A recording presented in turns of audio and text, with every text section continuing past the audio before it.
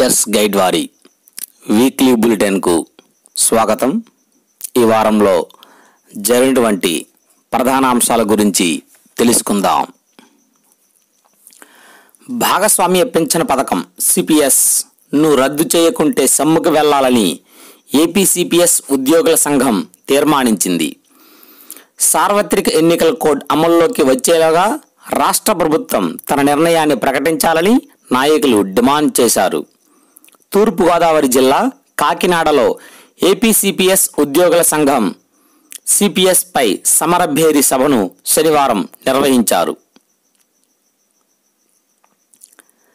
దేశవ్యాప్తంగా పిల్లలు నివసిస్తున్న హాస్టళ్లు, అనాథ శరణాలయాలు, పిల్లల సంరక్షణ కేంద్రాలు తదితర సంస్థలన్నింటిలో కనీస ప్రమాణాలు పాటించేలా కేంద్ర మహిళా శిశు సంక్షేమ శాఖ మంత్రి నడుం బిగించింది.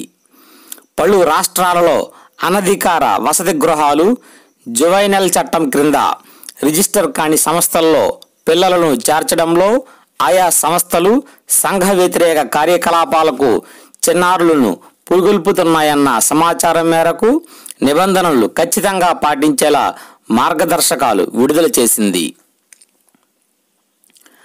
ఆర్సీ నంబర్ 82 డేట్ 6/12/18 ప్రకారం సావిత్రిబాయి పూలే గారి జన్మదినాన్ని పురస్కరించుకొని జనవరి 3వ తేదీన రాష్ట్ర స్థాయి మహిళా ఉపాధ్యాయ దినోత్సవాన్ని జరుపుటకు ఆదేశాలు జారీ చేసిన స్టేట్ ప్రాజెక్ట్ అధికారి రాష్ట్ర మహిళా ఉత్తమ ఉపాధ్యాయ అవార్డుల కోసం ఈ నెల 15వ తేదీలోగా మండల స్థాయి నుంచి డిప్యూటీ ఈఓనకు దరఖాస్తులు పంపవలెను. ఈ నెల 18వ తేదీలోగా డిప్యూటీ ఈఓ స్థాయి నుంచి డిఓనకు, ఈ నెల 20వ తేదీలోగా డిఈఓ స్థాయిలో తుది జాబితా రూపొందించి స్టేట్కు పంపాలి. ఈ నెల 27న అర్హుల జాబితా ప్రకటన, జనవరి 3వ తేదీన రాష్ట్ర స్థాయిలో అవార్డుల ప్రధానోత్సవం జరుగుతుంది.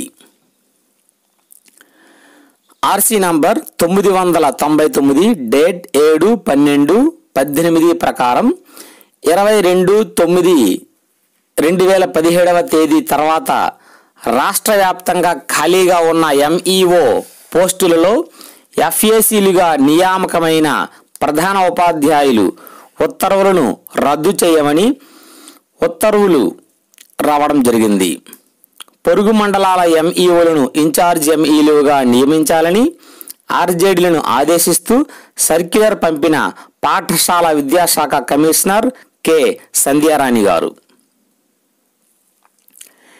హిందీ పోస్టులు భర్తీ చేయాలి. హిందీ సేవా సదన్ రాష్ట్ర వ్యాప్తంగా ఖాళీగా ఉన్న హిందీ ఉపాధ్యాయ పోస్టులన్నింటినీ ప్రత్యేక డిఎస్సి ద్వారా భర్తీ చేయాలని హిందీ సేవా సదన్ వ్యవస్థాపక ప్రధాన కార్యదర్శి ఎన్ గైబువల్లి ఆదివారం ఒక ప్రకటనలో ప్రభుత్వానికి విజ్ఞప్తి చేశారు. రాష్ట్ర వ్యాప్తంగా త్రిభాషా సూత్రం రేషనలైజేషన్ జీవో 2942 ప్రకారం విద్యా హక్కు చట్టం ఉపాధ్యాయ విద్యార్థుల నిష్పత్తి ఆధారంగా మోడల్ స్కూలులో ఒక్క హిందీ పోస్టు నియామకం జరగలేదన్నారు. దాదాపు 4500 హిందీ పోస్టులను ప్రభుత్వం భర్తీ చేయాలన్నారు. 17 నుంచి ప్రైవేటు ఆసుపత్రుల్లో నిలిచిపోనున్న ఉద్యోగుల హెల్త్ కార్డు సేవలు. హెల్త్ కార్డుల బిల్లులు 180 కోట్ల రూపాయలు, ఎన్టీఆర్ వైద్య సేవల తరపున 300 కోట్ల రూపాయలు బకాయిలు ఉన్నాయని ఆరోగ్య మంత్రి గారు స్పందించి త్వరలో బిల్లులు చెల్లించాలని, 17 నాటికి పరిష్కరించకపోతే సేవలు నిలిపివేస్తాం అని ప్రైవేటు ఆసుపత్రుల అసోసియేషన్ రాష్ట్ర అధ్యక్షుడు తెలిపారు. 34% ఐఆర్, 68% పిఆర్సీ ఇవ్వాలి. యూటీఎఫ్ రాష్ట్ర కౌన్సిల్ డిమాండ్. ఖాళీగా ఉన్న 22,000 ఉపాధ్యాయ పోస్టులను ప్రస్తుతం డిఎస్సి ద్వారానే భర్తీ చేయాలని, అడహక్ సర్వీస్ రూల్స్ ప్రమోషన్లు, 398 రూపాయల నేషనల్ ఇంక్రిమెంట్లు, ఇతర పెండింగ్ సమస్యల పరిష్కారానికి జనవరి మొదటి వారంలో పోరాట కార్యక్రమాలు చేపట్టాలని సిపిఎస్ రద్దుకై ఐక్య ఉద్యమం కోసం కృషి చేయాలని కౌన్సిల్ నిర్ణయం. ప్రభుత్వ ఉద్యోగుల సమస్యల పరిష్కారం కోరుతూ ఈ నెల 28న అన్ని జిల్లా కలెక్టరేట్ల ఎదుట ధర్నా. ఏపీ ఎన్జిఓల సంఘం అధ్యక్షుడు అశోక్ బాబు. రాష్ట్ర ప్రభుత్వ ఉద్యోగులకు వెంటనే మధ్యంతర భృతి ప్రకటించి 2 విడతల డిఏ బకాయిలు చెల్లించాలన్నారు. కమిటీలతో కాలయాపన చేయకుండా ఢిల్లీ ప్రభుత్వం మాదిరిగా కొత్త పెన్షన్ పథకాన్ని రద్దు చేయాలని డిమాండ్ చేశారు. జాతీయ పెన్షన్ చెల్లింపులో ప్రభుత్వ వాటా పెంచేందుకు కేంద్ర కేబినెట్ ఆమోదం. జాతీయ పెన్షన్ విధానం ఒక పెన్షన్ మరియు పెట్టుబడి పథకం. పిఎఫ్ఆర్డీఏ దీనిని పర్యవేక్షిస్తోంది. కేబినెట్ నిర్ణయం మేరకు ఎన్పిఎస్లో ప్రభుత్వం చెల్లించే వాటాను 14% పెంచింది. విద్యా ప్రమాణాల్లో వెనుకంజ. జాతీయ పరిశీలనలో వెల్లడి.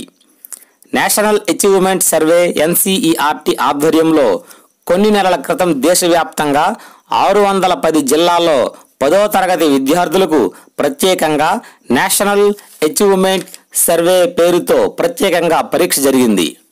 తెలుగు, ఆంగ్లం, గణితం, సైన్స్, సాంఘిక శాస్త్రానికి చెందిన పాఠ్యాంశాల్లో ఈ పరీక్ష నిర్వహణ ఎన్సీఈఆర్టీ రాష్ట్ర స్థాయి సగటు 44.628% మార్కులుగా నిర్ధారణ అయింది.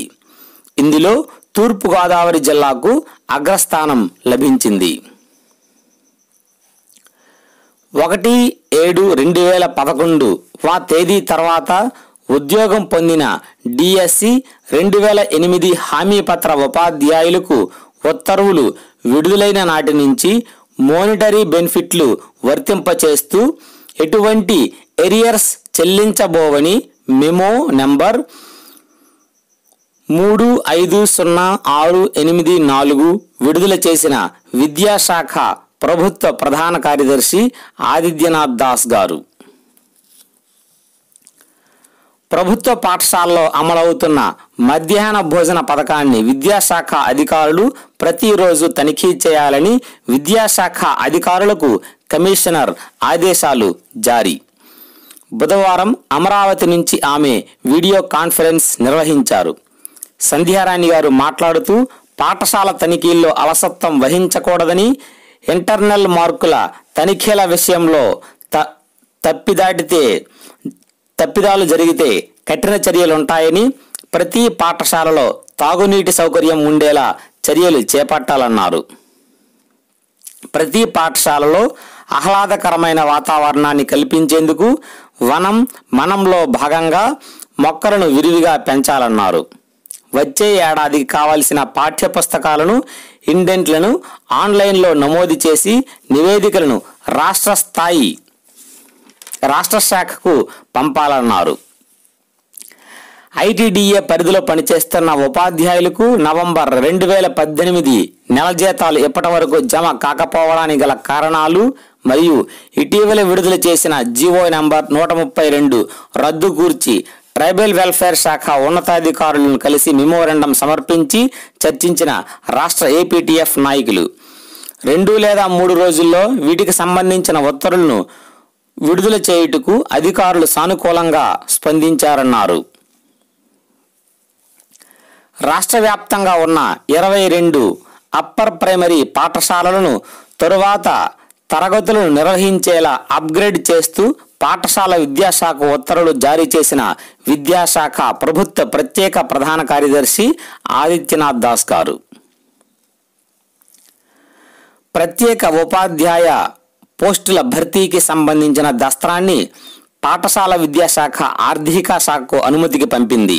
గతంలో 860 పోస్టులు ఖాళీగా ఉన్నట్లు షెడ్యూల్ సమయంలో ప్రకటించిన ప్రస్తుత డిఎస్సిలో వీటిని చేర్చలేదు. ఈ నేపథ్యంలో ఆయా పోస్టుల భర్తీకి ఆర్థిక శాఖ ఆమోదం కోరుతూ విద్యాశాఖ దస్త్రాన్ని పంపింది. 860 పోస్టుల్లో పదోన్నతులకు 30% కేటాయించి మిగతా వాటికి భర్తీ చేయాలని భావిస్తున్నారు. ఈ లెక్కన 602 పోస్టులు భర్తీ చేసే అవకాశం ఉంది. ఆర్థిక శాఖ అనుమతిస్తే ప్రత్యేక డిఎస్సి నిర్వహిస్తారు. ఇందుకు సంబంధించిన ప్రత్యేక నోటిఫికేషన్ కూడా ఇస్తారు. భారతదేశ ప్రఖ్యాత గణిత శాస్త్రజ్ఞుడైన శ్రీనివాస రామానుజన్ గారి జన్మదినాన్ని పురస్కరించుకొని డిసెంబర్ 22వ తేదీని రాష్ట్రంలోని అన్ని పాఠశాలల యందు గణితోత్సవం కార్యక్రమం నిర్వహించాలని 6 నుంచి 10 తరగతుల విద్యార్థులకు క్విజ్ పోటీలు నిర్వహించమని డిఈఓలు ఆర్జేడీలను ఆదేశిస్తూ సర్క్యులర్ 23 విడుదల చేసిన పాఠశాల విద్యాశాఖ కమిషనర్ కె సంధ్యారాణి గారు. 10వ తరగతి పరీక్షలకు 50 రూపాయల అపరాధ రుసుముతో పరీక్ష ఫీజు చెల్లించేందుకు ఈ నెల 20 తేదీ వరకు గడువు పొడిగింపు. సిపిఎస్ ఉద్యోగులపై కేసులు ఎత్తివేయాలి. ఉద్యోగ సంఘాల ప్రభుత్వానికి విజ్ఞప్తి. సిపిఎస్ను రద్దు చేయాలన్న డిమాండ్తో గత అక్టోబర్లో విజయవాడలో నిరాహార దీక్షలో పాల్గొన్న సిపిఎస్ నాయకులపై, టీచర్లపై పోలీసులు కేసులు పెట్టడాన్ని ఏపీటీఎఫ్ అధ్యక్ష ప్రధాన కార్యదర్శులు ఖండించారు. తక్షణమే కేసులు ఎత్తివేయాలని డిమాండ్ చేశారు. 478 మంది టీచర్లకు అంతర్జిల్లా బదిలీ. మరో వారంలో ఉత్తర్వులు. ఉపాధ్యాయుల అంతర్జిల్లా బదిలీకి లైన్ క్లియర్ అయింది. దీనికి సంబంధించిన ఫైల్పై సీఎం చంద్రబాబు ఆమోద ముద్ర వేశారు. రాష్ట్ర వ్యాప్తంగా 478 మంది టీచర్ల బదిలీకి మాత్రమే అనుమతి లభించింది. అయితే ఆయా టీచర్లను బదిలీపై కోరుకున్న పాఠశాలలకు విద్యా సంవత్సరం మధ్యలో పంపితే ప్రస్తుత పాఠశాలలో 9, 10 తరగతుల విద్యార్థులకు ఇబ్బంది కలుగుతుందన్న అభిప్రాయం వ్యక్తమైనట్లు సమాచారం. దీంతో బదిలీకి ఇప్పుడు ఉత్తర్వులు ఇచ్చి 2019 ఏప్రిల్ 23 తర్వాత కోరుకున్న ప్రాంతానికి పంపితే బాగుంటుందని నిర్ణయానికి వచ్చారు. తుఫాన్గా మారిన తీవ్ర వాయుగుండంగా పెథాయ్ తుఫాన్ మారిందని వాతావరణ శాఖ వెల్లడి. శ్రీహరికోటకు 720 కిలోమీటర్ల దూరంలో కేంద్రీకృతం. 17న రాత్రి తూర్పుగోదావరి, విశాఖ మధ్య తీరం దాటే అవకాశం. గంటకు 16 కిలోమీటర్ల వేగంతో పెథాయ్ తుఫాన్ కదలిక. తుఫాన్ గమనాన్ని ఆర్టీజీఎస్ అనుక్షణం పరిశీలన. ఐవీఆర్ఎస్ ద్వారా ప్రజలకు నిరంతరం హెచ్చరికలు జారీ. ఈ సందర్భంగా తూర్పుగోదావరి జిల్లాలో 8 మండలాల్లో పాఠశాలలకు సోమ, మంగళవారం సెలవులు ప్రకటించారు. అలాగే పశ్చిమ గోదావరి డిఈఓ గారు 17, 18 తేదీల్లో పాఠశాలలకు లోకల్ హాలిడేగా ప్రకటించారు. ఈ వార్తలు ఇంతటితో సమాప్తం. నమస్కారం.